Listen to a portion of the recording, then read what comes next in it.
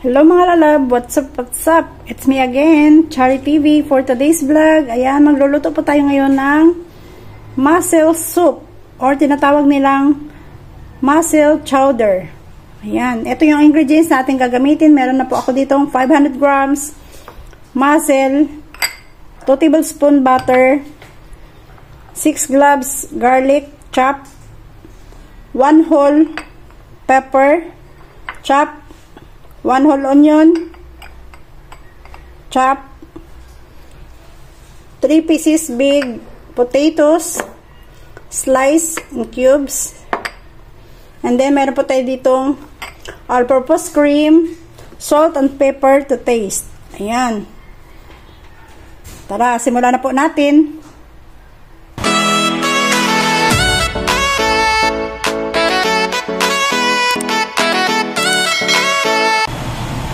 Yan. Let's prepare our casserole and then let's add some our butter. Let's melt our butter.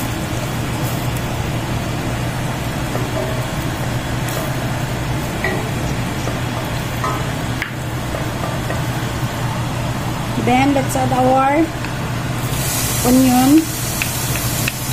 Let's saute our onion. Saute until it's change into translucent in color.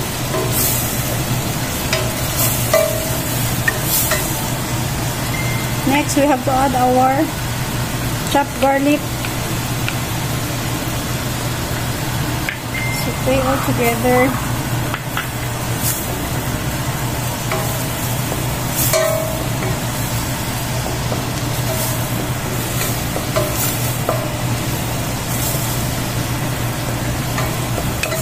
To make our garlic turns into brown in color.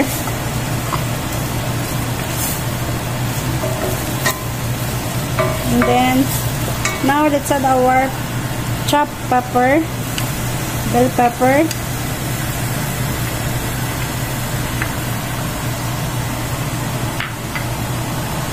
And then let's saute all together until our bell pepper cook.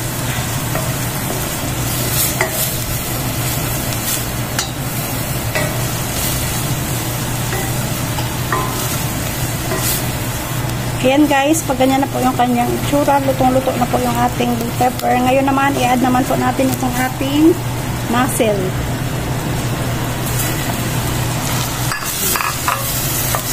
And then, let's saute until all our mussels will cook.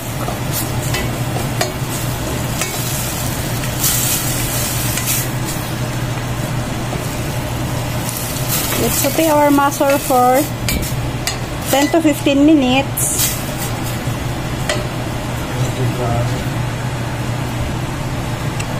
While our mussel starts simmering, let's now add our salt,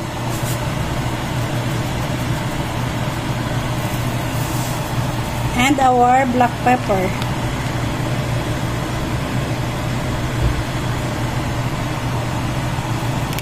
And then let's mix all together to combine our ingredients that we put. And then continue to simmer to cook all our mussels.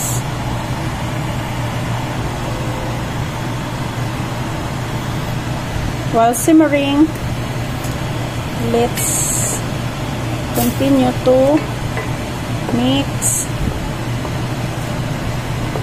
And then let's taste if enough na yung ating panlasa. Ayan, medyo enough naman po sa akin yung kanyang lasa, pero depende naman po sa ating preference talaga kung ano-ano, kasi may kanya-kanya naman po tayong panlasa dyan. Pag kulang pa po yung lasa sa inyo, mag-add lang po kayo dito ng konting salt or pepper. Yan. Continue pa natin siyang i-simmer hanggang sa maluto po itong ating mussels.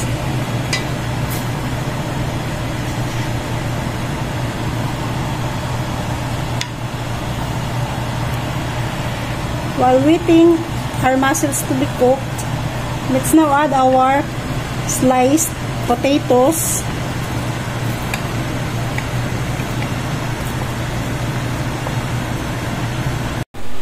We drain all the waters that we soak on our potatoes so that it will not turn into brown in color.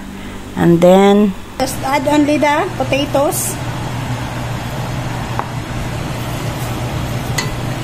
Mix all together to combine, and let's wait also all our potatoes to be tender.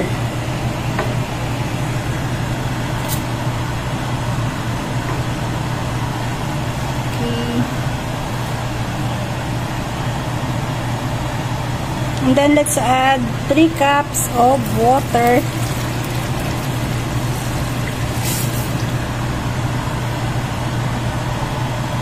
Let it boil until all our potatoes gets tender. Let's go for it. Ipan po natin siya para mabilis po itong kumulo.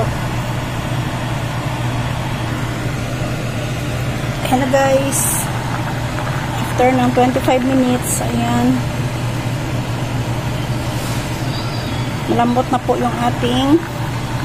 Tignan po natin kung malambot na yung ating patatas. Ayan, okay na po siya. Medyo nag-soft na po yung ating potatoes. Ngayon, ayan, lagyan na po siya natin ng itong cream. Turn off na po natin siya sa heat. At ilagay na po natin itong cream. And then, let's mix only without turning the heat.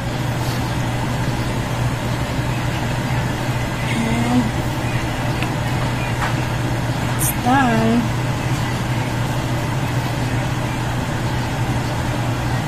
Ready to serve.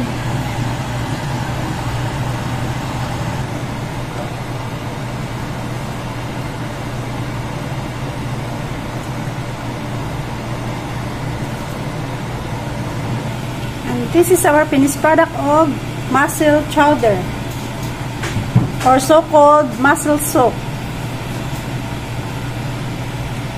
Okay, so thank you for watching.